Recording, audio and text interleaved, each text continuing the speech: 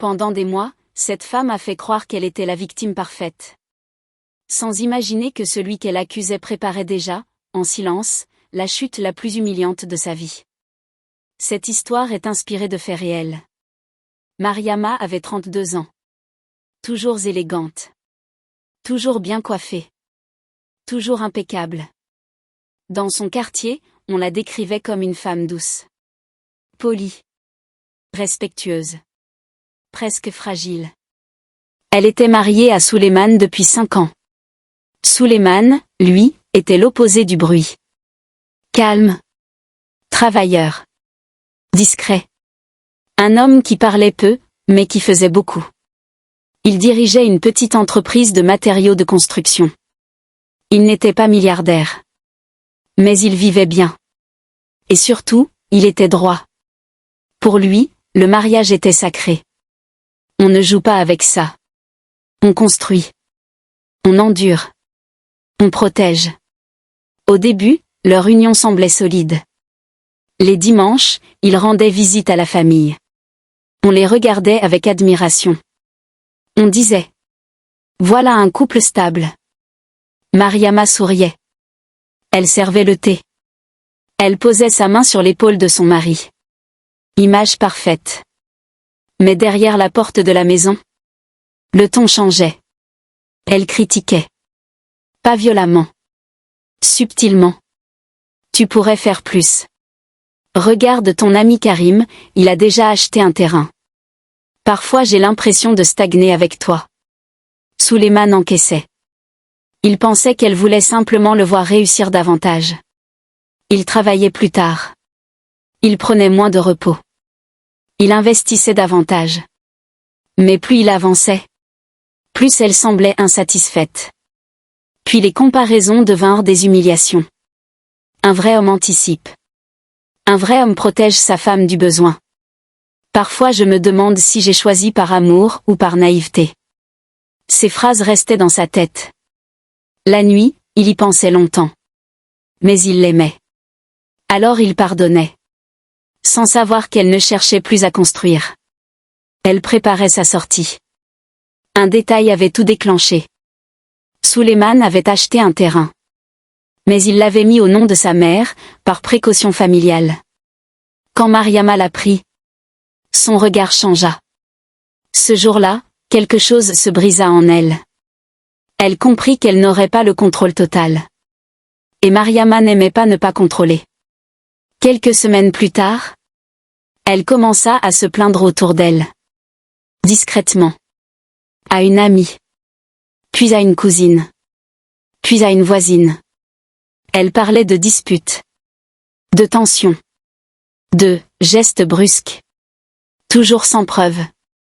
Mais avec émotion. Les graines du doute furent plantées. Puis un soir, elle rentra en larmes. Elle tremblait. Son maquillage avait coulé. Elle affirma que Souleymane l'avait poussée violemment. Elle montra son bras rouge. La famille accourut. Les regards changèrent. Souleymane tenta de parler. Mais déjà, il était coupable dans les esprits. Il ne cria pas. Il répéta seulement: je ne l'ai jamais touché. Mais dans ce genre d'histoire, le silence d'un homme pèse moins que les larmes d'une femme. Une plainte fut déposée. Le quartier se divisa. Certains disaient: impossible, il est trop calme. D'autres répondaient: ce sont les plus calmes les plus dangereux. Souleymane perdit des contrats. Des partenaires prirent leur distance. On évitait de lui serrer la main. Il rentrait chez lui dans un silence glacial. Et Mariama jouait son rôle à la perfection. Elle pleurait en public. Elle priait à voix haute. Elle disait: je ne voulais pas en arriver là. Mais la nuit, elle souriait en consultant son téléphone. Un nom revenait souvent. Yacine. Un homme ambitieux. Charismatique.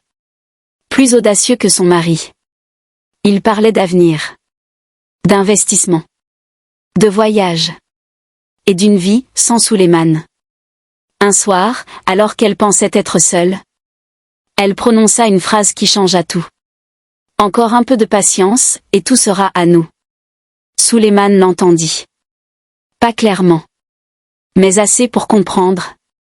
Alors il décida de ne plus subir. Il installa discrètement des caméras dans le salon et la cuisine. Légalement. Pour sa protection. Il attendit. Il observa. Et un soir, la vérité se révéla. Mariama, face au miroir, prit un objet chauffant. Elle le posa volontairement contre sa peau. Elle serra les dents. Puis elle pleura. Pas de douleur réelle. Juste une mise en scène répétée. Ensuite, elle envoya un message vocal. Quand il sera ruiné et accusé, on vendra tout. Je récupère la maison, et on commence ailleurs. Sulayman écouta l'enregistrement plusieurs fois. Son cœur se serra. Pas à cause de l'argent. À cause de la trahison. Il aurait pardonné une erreur. Pas un plan. Alors il attendit le bon moment. Il convoqua une réunion familiale. Mariama pensa que c'était pour officialiser la séparation. Elle pleura encore. Elle parla de peur. De souffrance. Puis Sulayman demanda le silence. Il sortit un écran. Brancha la clé USB. La vidéo commença. Le miroir. La brûlure volontaire. Le message vocal. Les plans avec Yacine. La pièce devint glaciale. Personne ne parlait. On entendait seulement sa respiration accélérée. Le masque tomba. Elle tenta de nier. Puis de minimiser. Puis de pleurer. Mais cette fois, personne ne la consola. La plainte fut retirée. Les preuves remises aux autorités. Le divorce fut lancé immédiatement. Sans compensation. Sans partage favorable. Yacine disparut. Il ne voulait pas d'ennui. Mariama perdit la maison. Le respect. La crédibilité. Et surtout, l'image qu'elle avait soigneusement construite. Sulayman, lui, reconstruisit. Lentement. Avec dignité. Sans bruit. Car parfois, la meilleure défense n'est pas la colère. C'est la patience.